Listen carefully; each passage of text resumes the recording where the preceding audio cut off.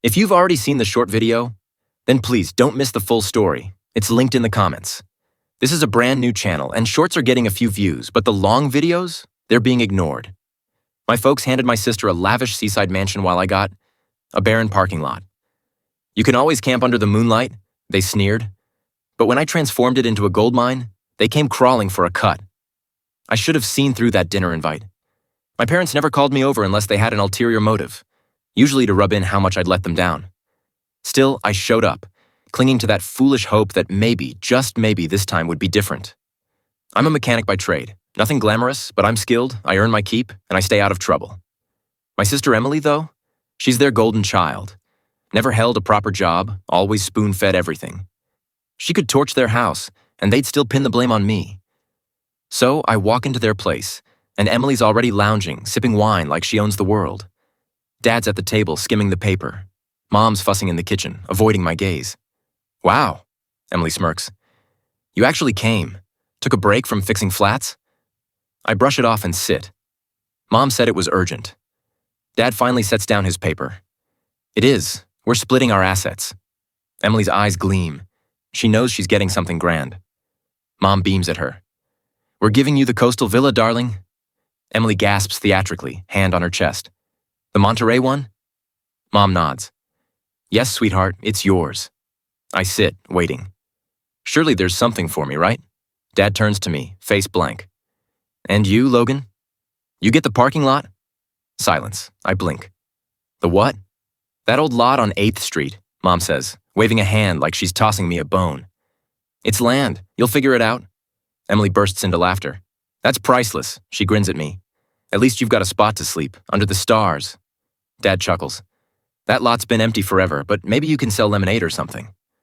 Mom sighs. Logan, you always talk about building something. Here's your shot. I stare at them. This wasn't even a veiled jab. It was outright trash. A memory hits me. Me at 16, coming home greasy from my first auto shop gig, proud of my first paycheck. I was thrilled to show them I was hustling. Emily was sprawled on the couch, griping about wanting a new car for her birthday. Dad didn't glance at me. Gonna reek of oil forever, huh? Mom shook her head. At least he's handy. Maybe he'll fix your car for free, Emily. She never needed to.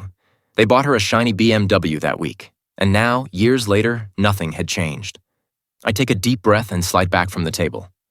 You're for real? Dad shrugs. Be thankful you're getting anything. Emily snickers. Maybe one day you'll scrape enough to buy a real place. They laugh like it's the funniest joke ever. I grip the chair so hard my knuckles pale, but I don't shout. I don't fight. I just nod. All right? Mom frowns. That's it? No thanks? I stand. Oh, I'll make something of it. I lock eyes with Emily. And when I do, don't come begging. She rolls her eyes. Sure, Logan. Can't wait to see what you do with a chunk pavement. Dad mutters, always so dramatic. I walk out without a word. Fine.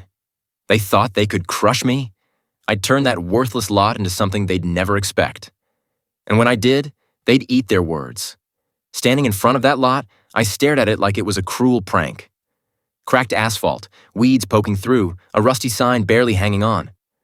My parents didn't just screw me, they laughed while doing it. Fine. They wanted me to flop. I'd make them choke on their mockery. The next day, I filed for food truck permits. If this was just a slab of concrete, I'd make it a lucrative one. Within days, I had deals with top local food truck owners. Tacos, burgers, coffee, even fancy vegan bowls for the trendy crowd. I borrowed a small sum, not from a bank, but from my auto shop boss, a guy who valued grit. I used it to install lights, tables, music, and signs, turning the place into something legit. 3 weeks later, that dead lot, it was a buzzing food court with live bands and lines stretching down the street. That's when things got interesting. A month in, after the place blew up online, I spotted her. Mom. She showed up in her pricey coat, sniffing around like she'd stepped into a landfill. I was checking stock when she approached. So, this is your little project? She said, nose wrinkled at the happy crowd so I made it shine. She huffed, unimpressed. This isn't a real company? Just a fad, right? I chuckled. A fad that's out-earning Emily's influencer gig. Her face twitched. And right then, Emily appeared, her smug grin fading as she took in the scene. Then another. I smirked. They wanted something. By now, my food truck park was the town's hottest spot. Live music, weekend events, VIP areas, influencers clamoring for invites. I was earning more in a month than I used to in a year at the shop.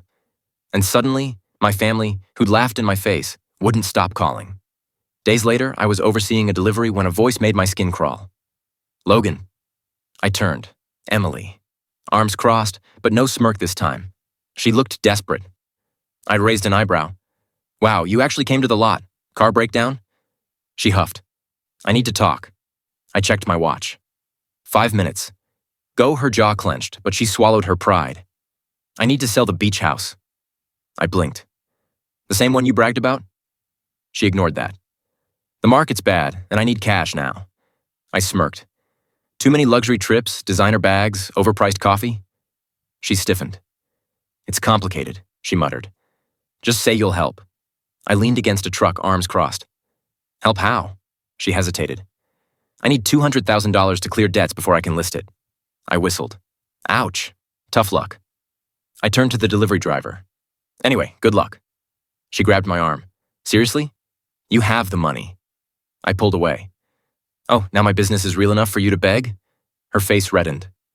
"Logan, we're family." I laughed. "Funny. Last time you called me a joke. Where's that vibe now?" She opened her mouth, then shut it. "I'll pay you back," she said quietly. "Please." I stared, then leaned in. "No." Her eyes widened. "No?" I smiled. "That's right. The same way you, Mom, and Dad said no when I needed help. The same way you laughed at me. So no, Emily, no bailout." She stepped back, stunned, then furious. "You're letting me fail?" I shrugged. "Not my problem." And I walked off. But it wasn't over. A week later, I pulled into the lot and saw my parents standing there. Mom looked annoyed. Dad looked worn out. "Logan," Mom started, "we need to talk." I sighed. "Let me guess, Emily cried to you and now you're here to lecture me." Mom pursed her lips. "This is serious," Dad spoke up. "We need your help, son." I raised an eyebrow. "Son? Now I'm your son?" Mom sighed. "Your father's business is failing. We're in financial trouble." I bit back a grin. "Oh, really? The family that gave my sister a palace and me a slab of concrete is struggling? Shocking." Mom's nostrils flared. "Don't be immature, Logan." I tilted my head. "Immature? Like mocking someone when they're down?" Dad groaned. "We don't need a speech. We need a loan." There it was. I rubbed my chin. "How much?" Mom swallowed. "500,000? I laughed. "No way. $500,000? Dad nodded, drained. "You're doing well now. You can spare it." I crossed my arms. "Oh, so now I'm doing well?" Mom snapped. "Stop acting like a child, Logan. We're your family." I let that sit, then smiled. "Let me tell you about family." I stepped closer. Family doesn't mock you when you're struggling. Another step. Family doesn't treat you like a punchline. One more. Family doesn't show up only when they're desperate. Mom paled. Dad muttered, "Logan, please." I shook my head. "You made your choices." I gestured to my lot, my success, my empire. And I made mine. I stepped back. "Not a dime." Mom gasped. "You ungrateful brat." I held up a hand. "Number, we're done." I turned to leave. "Logan," Dad called, "if you walk away." I paused, turned back. "Walk away? Like you walked away from me?" Silence. I nodded. "Thought so." And I left them there. My revenge wasn't just saying no, it was making them watch me soar. I thought I'd close the book on them. I'd been clear. No cash, no help, no second chances. But my parents and Emily, they don't take no for an answer. Soon enough, they came back swinging. It started small, bad reviews online. I was scrolling my phone when I saw the first one. 1 star. Overhyped, overpriced food, rude owner, stay away. Then another. Awful experience, unprofessional staff, smells like trash. Another. Don't support this place. Owner's a selfish jerk who hates family. I chuckled. Classic Mom. She always played the victim after stabbing you in the back. I could picture her at the kitchen table, furiously typing fake reviews between sips of her fancy wine. But they didn't stop there. Days later, a city inspector showed up. "Anonymous tip," he said, almost sheepish. "Someone claims your permits aren't legit. I nodded. Let me guess. A middle-aged lady and her entitled daughter? He scratched his head. Can't say who, but you seem to know. I knew exactly. Then another complaint rolled in. Seating area violating space rules. Then one about noise. Then food safety. They were trying to drown me in legal fees, kill my business before it grew bigger. But I'm not that fragile. Instead of freaking out, I fought. Back. I hired a lawyer. Every permit, license, and regulation was triple-checked, airtight.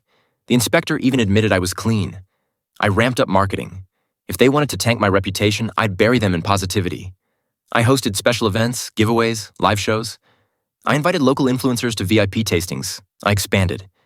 If they thought I was trouble before, they hadn't seen anything yet. I leased the lot next door for an outdoor beer garden. I teamed up with local artists for weekend craft fairs. Their sabotage? Free publicity. Business boomed. Then Emily made her biggest mistake. It was a packed Saturday night, music pumping, taco aromas in the air, lines out the gate. Then I heard shouting. This place is a sham? I turned. Emily. Drunk. Hair messy, makeup streaked, designer dress wrinkled like she'd been sobbing in her car. Mom trailed her, grabbing her arm. Emily, stop! Emily yanked free. I can't believe you think you're above us, she screamed. Customers whipped out phones. I smiled. Perfect. I walked over, voice calm. Emily, get out. She stumbled closer. You think you're a big deal now? A mechanic playing tycoon? I smirked. I don't think it. I know it. Her face twisted. You're nothing. Then, splash. She snatched a drink from a customer's table and flung it at me. Cold beer soaked my shirt. The lot went silent. Seconds later, my security guards pinned her down. The crowd gasped. Mom shrieked, "Let her go! She's your sister!" I brushed my shirt and told my head of security, "Call the police." Emily's eyes widened. "No, Logan, don't." I crouched down, voice low. Actions have consequences. 10 minutes later, cop lights flashed. Mom was hysterical. "You're ruining our name," I laughed. "You did that yourselves." Emily was cuffed, sobbing, begging. She looked like I did when they humiliated me years ago. But unlike them, I didn't care. Mom turned to me, voice shaking. "She's your sister. Do something." I crossed my arms. "Like you did when you gave me nothing and laughed?" She had no reply. I walked back to my customers, calling over my shoulder, "Hope the beach house was worth it." I returned to my empire. They wanted to see me fail? Now they had VIP seats to my triumph. After Emily's drunken outburst and arrest, I thought they'd get the hint. Wrong. A week later, Mom and Dad showed up again. No smirks, no laughs. They looked desperate. I was meeting with my event planner when I saw them lingering near the entrance, out of place.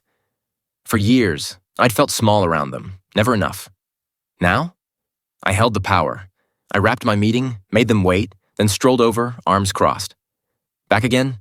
Emily too ashamed to show? Dad cleared his throat. "We need to talk, Logan." I shrugged. "Oh, like when you mocked me and gave me a worthless lot while handing Emily a palace?" Mom pursed her lips.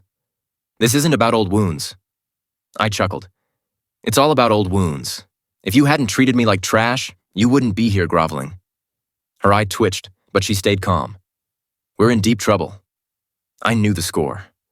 Emily had maxed her credit cards chasing clout. Her beach house was nearing foreclosure after she'd refinanced it to bankroll her influencer dream. Dad's business was hemorrhaging cash after the economy crashed and his partners bailed. They were drowning. I was their only hope. Dad sighed. "Logan, we're blood. Blood sticks together." I laughed. "That's a good one. You didn't care about family when you shafted me." Mom stiffened. "You've got more than enough now. Why are you so vindictive?" I stepped closer, voice low. "Vindictive? Number vindictive would be buying your house just to evict you?" Their eyes widened. Dad's face drained. "You wouldn't." I smirked. "Wouldn't I?" I'd been ready for this. After their petty schemes, I knew they'd come begging. So I'd planned ahead. While they sank, I'd been buying up property, expanding. And their house? The bank had listed it. I bought it. Mom's face went pale as a sheet. "No," she whispered. "You're bluffing." I pulled out my phone, scrolled, and flashed the confirmation email. Property purchase confirmed.